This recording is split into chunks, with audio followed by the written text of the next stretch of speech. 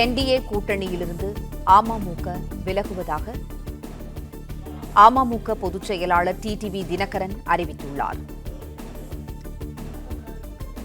NDA கூட்டணியிலிருந்து அமமுக விலகுகிறது என்று TTV Dinakaran அறிவித்துள்ளார். துரோகம் தலைவிரித்தாடுகிறது என்றும் டிடிவி தினகரன் குறிப்பிட்டுள்ளார்.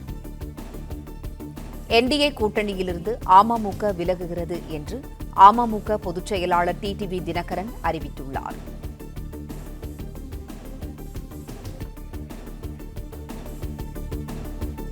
என்டிஏ கூட்டணியிலிருந்து அமமுக விலகுகிறது என்று அமமுக பொதுச் செயலாளர் டிடிவி தினகரன் அறிவித்துள்ளார்.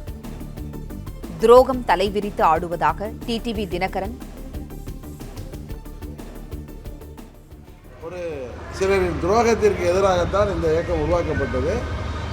ஆனால் அவர்கள் திருந்துவார்கள் அல்லது திருத்துவார்கள் என்று நம்பினோம். ஆனால் எந்த வாய்ப்பும் தெரியவில்லை. அதனால் நாங்கள் எங்கள் வழியில் செல்கிறோம். தற்போது திமுக கூட்டணி பலமாக இருக்குது சார். அதற்கு எதிரணியாக இன்னும் பலமிக்க கூட்டணி எதிர்கட்சி இன்னும் கட்டமைக்கப்படலை.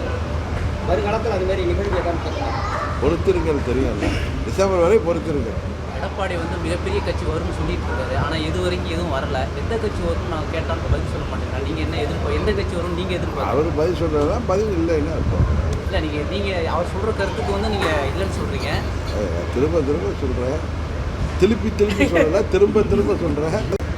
எங்கள் நிர்வாகிகளும் தொண்டர்களுடன் கலந்து ஆலோசித்து நாம் எப்படி துரோகத்தை ஏற்றுக்கொள்ள முடியும்.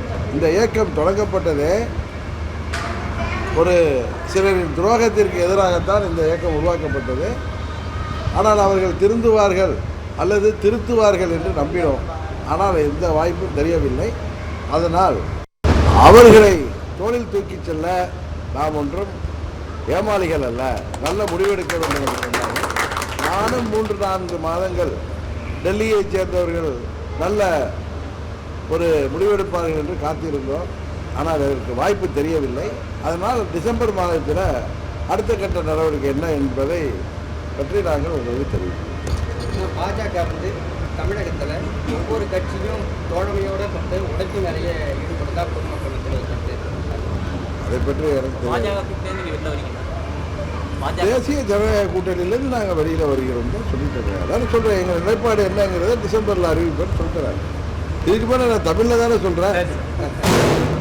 ஓகே, அவர்களை தோளில் தூக்கி செல்ல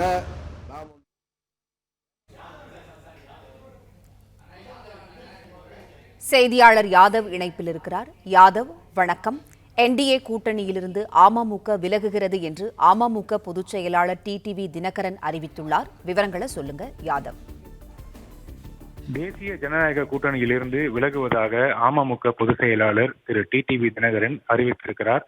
காட்டுமன்னார் கோவிலில் நடைபெற்ற செயல் வீரர்கள் கூட்டத்தில் பங்கேற்ற பிறகு செய்தியாளர்களை சந்தித்த அவர் பாஜக கூட்டணியில உரிய மரியாதை இல்லாத காரணத்தினால, கூட்டணியில் துரோகம் தலைவிரித்து ஆடுவதன் காரணத்தினால கூட்டணியிலிருந்து வெளியேறுவதாக தற்போது அறிவித்திருக்கிறார். முன்னாள் முதலமைச்சர் ஓ பன்னீர்செல்வத்தை தொடர்ந்து தற்போது அமமுகவும் பாஜக கூட்டணியிலிருந்து விலகி இருக்கிறது. கடந்த ஏப்ரல் மாதத்துல அதிமுக பாஜக கூட்டணி இறுதி செய்யப்பட்டது. ஏற்கனவே கடந்த 2024 நாடாளுமன்ற தேர்தலின் போது தேசிய ஜனநாயக கூட்டணியில அமமுக அங்கம் வகித்தது. எந்த விதமான நிபந்தனையும் இல்லாமல் முழு ஆதரவை அமமுக அன்றைய தினம் பாஜக கூட்டணிக்கு வழங்குவதாக அறிவித்திருந்தது. இந்த நிலையில கடந்த ஏப்ரல் மாதத்துல அதிமுக பாஜக கூட்டணி இறுதி செய்யப்பட்ட பிறகு தொடர்ச்சியாக தாங்களும் அந்த கூட்டணியில் இருக்கிறோம், எடப்பாடி பழனிசாமி முதலமைச்சராக வேட்பாளராக நாங்கள் ஏற்றுக்கொள்கிறோம், இந்த கூட்டணியில் நாங்களும் தொடர்கிறோம் என்று டிடிவி தினகரன் தொடர்ந்து சொல்லி வந்தார். ஆனாலும் தமிழகத்துக்கு பிரதமர் நரேந்திர மோடி மற்றும் மத்திய உள்துறை அமைச்சர் திரு அமித்ஷா உள்ளிட்டவர்கள் எல்லாம் வரும்பொழுது அதிமுக தலைவர்கள் அவர்களை பிரதமர் மற்றும் திரு அமித்ஷா அவர்களையும் சந்தித்து பேசினாங்க. பல்வேறு தேசிய ஜனநாயக கூட்டணியில அங்கம் வகிக்கக்கூடிய பல்வேறு கட்சி தலைவர்களும் அமித்ஷா மற்றும் பிரதமர் மோடி அவர்களை சந்தித்து பேசிய போது டிடிவி தினகரனுக்கு அந்த வாய்ப்பு தொடர்ச்சியாக கொடுக்கப்படாமல் இருந்தது. அவரும் திருச்சிக்கு பிரதமர் மற்றும் அமித்ஷா அவர்களை சந்திப்பதற்கு ஏன் உங்களுக்கு அழைப்பு விடுக்கப்படவில்லை என்று கேட்டபொழுது உரிய நேரத்தில் சென்று நான் சந்திப்பேன் என்று அவர் தொடர்ந்து தெரிவித்து வந்தார். இருந்த போதிலும் தொடர்ச்சியாக இந்த கூட்டணியில வந்து உரிய மரியாதை கொடுக்கப்படவில்லை என்ற அந்த ஒரு கருத்தும் அமமுகவினர் மத்தியில வந்து இருந்து வந்த நிலையில கடந்த 2 தினங்களுக்கு முன்பு செய்தியாளர்களை சந்தித்த திரு டிடிவி தினகரன், நான் தேசிய ஜனநாயக கூட்டணியில் பாஜக கூட்டணியில் இருக்கிறேனா இல்லையா என்பதை நயினார் நாகேந்திரன் தான் சொல்ல வேண்டும் என்று ஒரு கருத்தை வெளியிட்டிருந்தார்.